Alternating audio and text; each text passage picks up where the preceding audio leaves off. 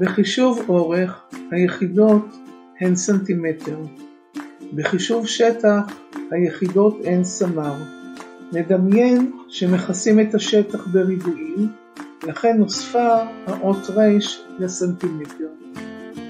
בחישוב נפח דמיינו שממלאים את הגוף בקוביות והיחידות הן סמ"ק, לכן נוספה האות קוף לסנטימטר.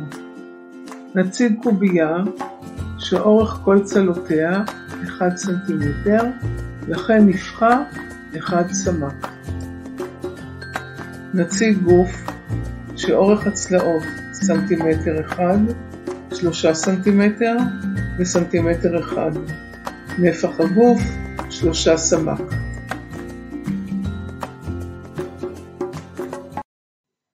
נתונה תיבה שאורך הצלעות 7 סנטימטר, 10 סנטימטר ו2 סנטימטר.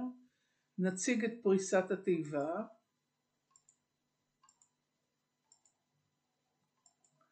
כדי למצוא את נפח התיבה נעזר בקוביות. נמלא את השורה הראשונה בקוביות. 1, 2, 3, 4, 5, 6, 7 קוביות בשורה.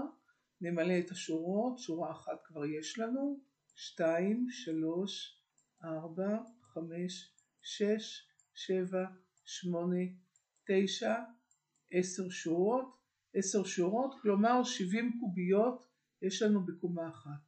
נמלא את הקומה השנייה, עכשיו יש לנו עוד 70 קוביות, נסגור את התיבה. בתיבה יש סך הכל 140 קוביות, כלומר נפחה 140 סמ"ק. נתונה תיבה שאורך צלעותיה 12 סנטימטר על 6 סנטימטר על 7 סנטימטר.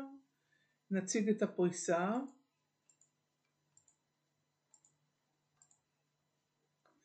נמלא בקוביות את השורה הראשונה.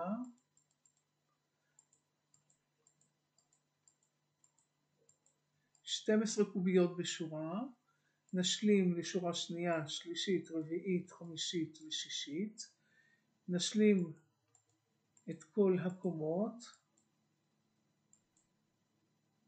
נסגור את התיבה ונחשב את נפח התיבה. ראינו שכדי לחשב את נפח התיבה אנו זקוקים לשלושה אורכים שהם ממדי התיבה או אורכי הצלעות. 5 כפול 3 שווה 15 קוביות, זהו שטח השכבה הראשונה. 15 כפול 10 שווה 150 קוביות, זה בעצם שטח השכבה הראשונה כפול מספר השכבות או גובה התיבה. לכן ניתן לחשב 5 כפול 3 כפול 10 שווה ל-150 סמ"ק. זהו נפח התיבה.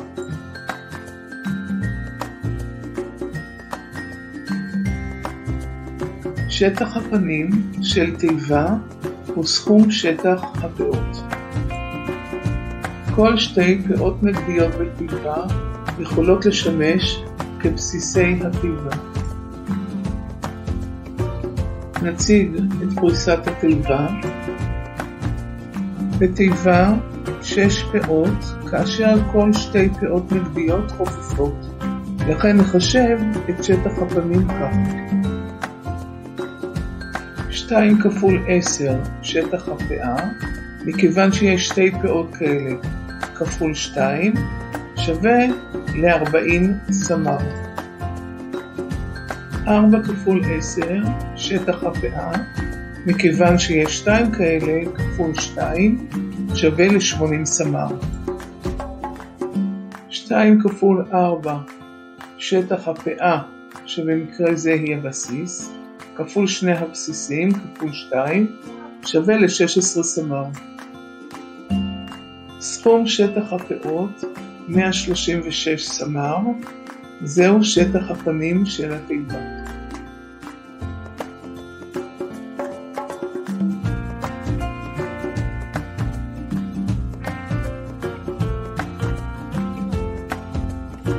ביי, ניפגש בסרטון הבא.